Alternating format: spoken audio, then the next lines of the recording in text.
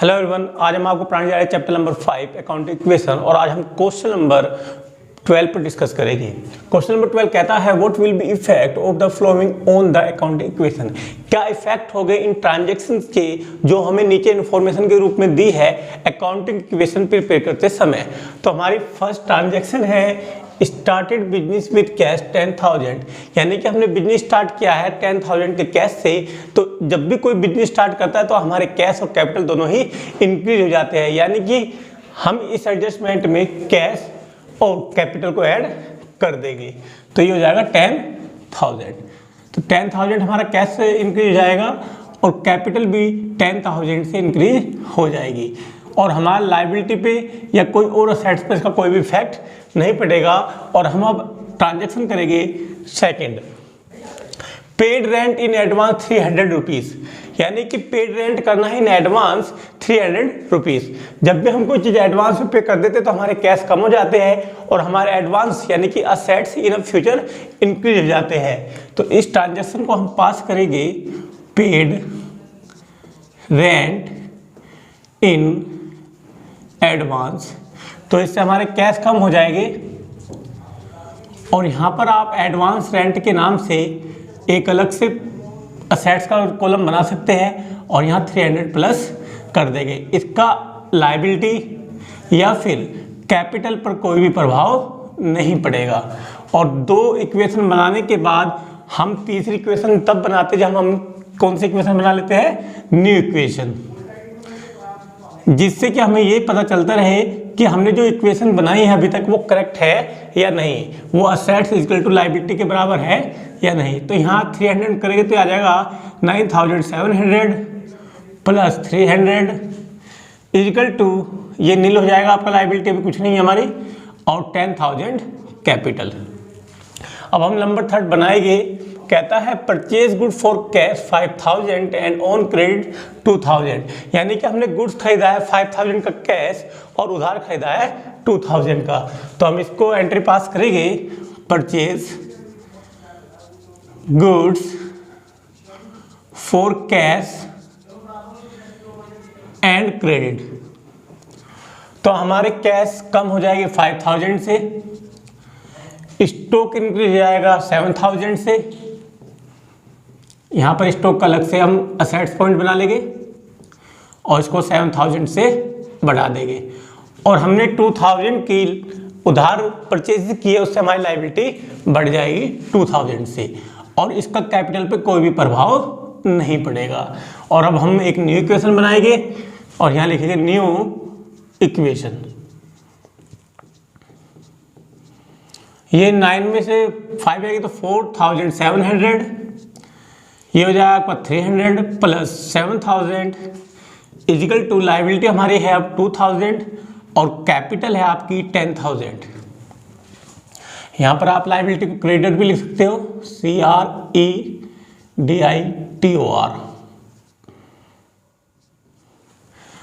आगे बढ़ते हैं एडजस्ट नंबर 4 पर, कहता है sold goods for cash 8,000 costing 4,000, यानी कि हमने 4,000 की लागत का माल बेचा है 8,000 में इन कैश। तो इससे हमारे कैश बढ़ जाएंगे, स्टॉक कम हो जाएगी और जो भी प्रॉफिट हुआ उससे कैपिटल को इंक्रीज कर देंगे। तो यहाँ लिखते हैं सोल्ड गुड्स फॉर कैश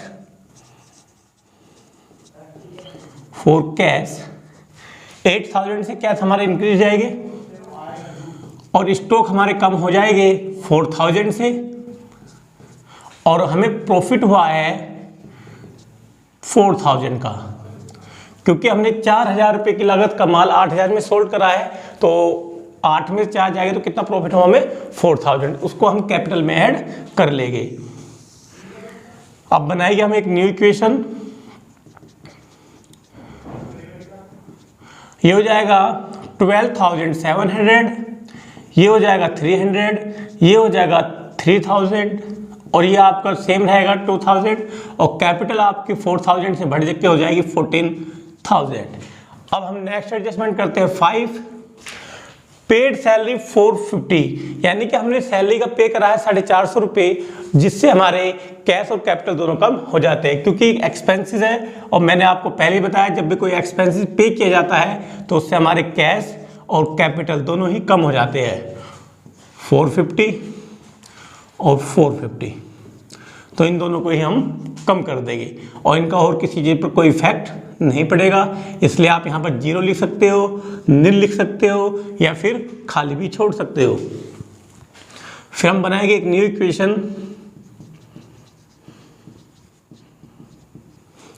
तो ये बचेगा 12,250 प्लस ये हो जाएगा 300, ये हो जाएगा 3000 और ये हो जाएगा आपका 2000 और ये हो जाएगा आपका 13,550।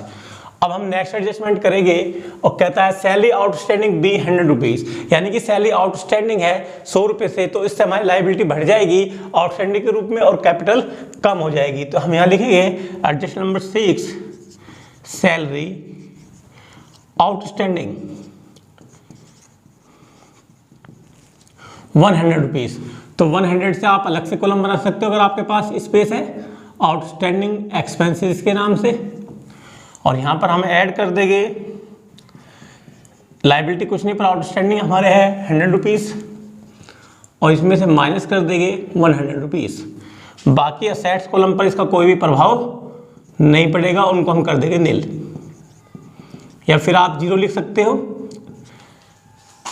अब बनाते हैं हम एक new equation,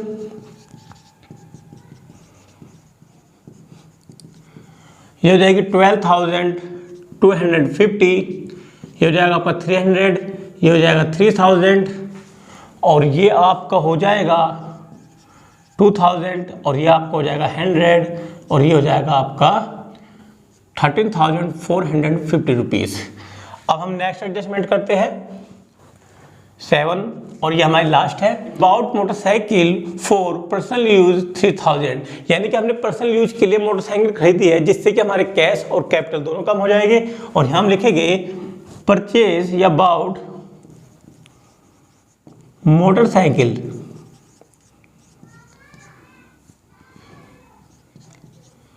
for personal use कितने से 3000 से। तो हमारे 3000 से क्या कम हो जाएंगे, कैश और कैपिटल। और यहां पर बचेगा नील, ये भी आपका नील वैल्यू हो जाएगा, ये भी आपकी नील वैल्यू हो जाएगी और ये भी आपकी 0 वैल्यू होगी। बाकी कोई इफेक्ट इस पर नहीं पड़ेगा। और अब हम निकालेंगे टोटल इक्वेशन कि हमारी असेट्स इक्वल टू लायबिलिटी है या नहीं। तो हम 12,000 में अगर 300 माइनस करते तो यहाँ आता है 9,250 रुपीज़, यह आ जाएगा आपका 300 और ये हो जाएगा 3000। फिर इसके बराबर ये हो जाएगा हमारा 2000, ये हो जाएगा 100 और ये हो जाएगा 10,450 रुपीज़। अब हम देखेंगे कि हमारी असेट्स इक्वल टू लायबिलिटीज है या नहीं। तो इनके ऐड करने पर आ रहा है 12,550 रुपीज़। इसी प्रकार लायबिलिटी भी हमारी है 12,550 रुपीज़। That's all. अब हम डिस्कस करेंगे क्वेश्चन नंबर 13 पर। क्वेश्चन नंबर 13 कहता है what will be effect of the flowing on the accounting equation. क्या इफेक्ट होगा इन फ्लोइंग ट्रांजैक्शन का अकाउंटिंग इक्वेशन प्रिपेयर करते समय। तो हमारी फर्स्ट ट्रांजैक्शन है started business with cash 70,000 by Raj, यानी कि बिजनेस स्टार्ट करा है राज द्वारा 70,000 की कैपिटल से, तो उससे हमारे कैश और कैपिटल दोनों ही इंक्रीज हो जाएंगे। हम ट्रांजैक्शन पास करेंगे यहाँ पर started business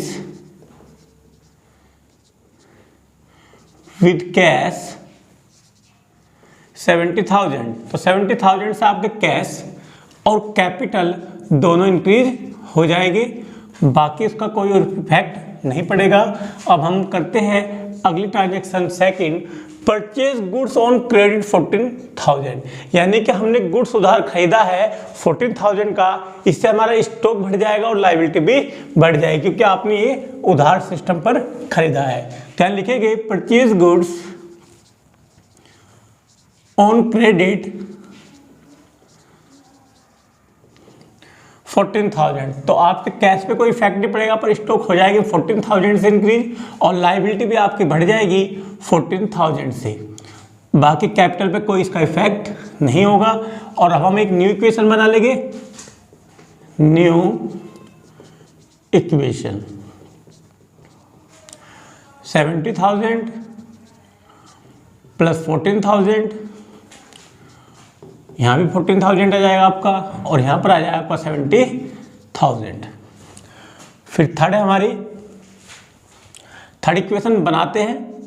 कहता है विड्रॉ फॉर प्राइवेट यूज 1,700, यानी कि उसने विड्रॉ करा अपने पर्सनल खर्चे के लिए। और मैंने बताया जब भी कोई एक्सपेंसेस हो या कोई पर्सनल यूजेस हो तो उससे हमारे कैश और कैपिटल हमेशा कम हो जाते हैं। तो हम यहाँ लिखेंगे withdraw for private use, private use. तो इससे हम 1700 माइनस कर दें कैश से और हमारा कैपिटल भी कम हो जाएगा कितने से, 1700 से।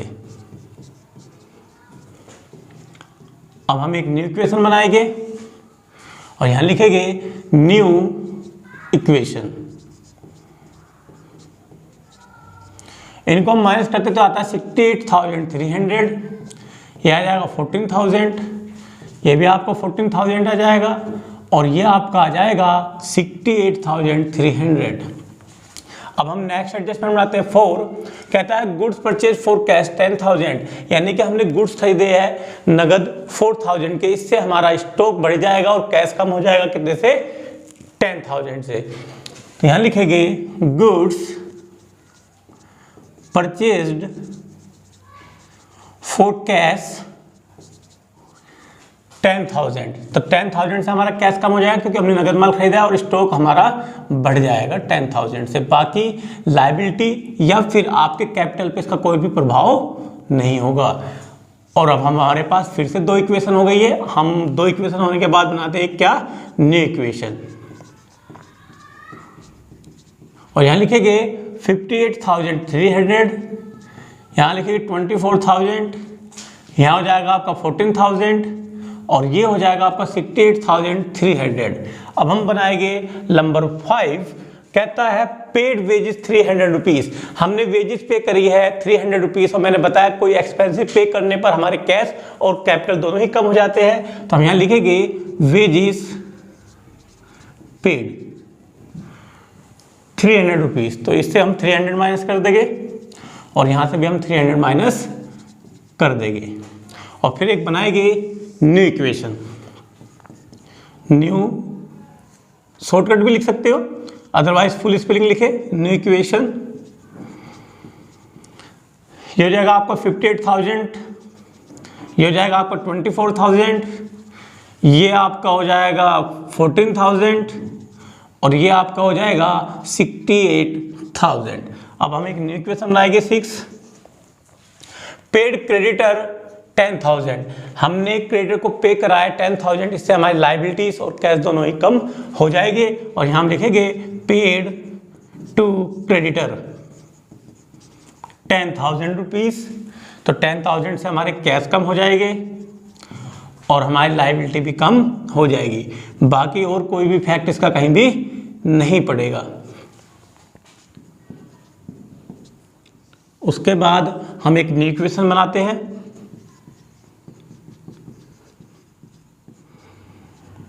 ये हो जाएगा हमारा 48,000, ये हो जाएगा हमारा 24,000, ये हमारा हो जाएगा 4,000 और ये हमारा रहेगा सेम 68,000। अब हम नेक्स्ट बढ़ते हैं 7 की तरफ। कहता है सोल्ड गुड्स ऑन क्रेडिट 15,000, हमने गुड सोल्ड करा है 15,000 का ऑन क्रेडिट, उससे हमारे स्टॉक बढ़ जाएगा और हमारे डेटर भी बढ़ जाएंगे और बाकी कैश या कैपिटल पे इसका कोई प्रभाव नहीं पड़ेगा क्योंकि हमने जो गुड सोल्ड करा है किस बेस पे करा है, क्रेडिट बेस पर। तो हम यहाँ लिखते हैं sold goods to credit basis या क्रेडिट, कितने रुपए का, 15,000 का, इससे हमारे स्टॉक कम हो जाएंगे और हमारे डेटर भी बढ़ जाएंगे। आप अलग से कॉलम बना सकते हैं अगर आपके पास स्पेस है, अदरवाइज स्टॉक में ऊपर नीचे कर सकते हो। 15,000 यहाँ पर इसका कोई प्रभाव नहीं पड़ेगा, ये भी नील हो जाएगा आपका और यहाँ भी कोई इफेक्ट नहीं पड़ेगा। अब बनाते हैं हमने एक न्यू इक्वेशन।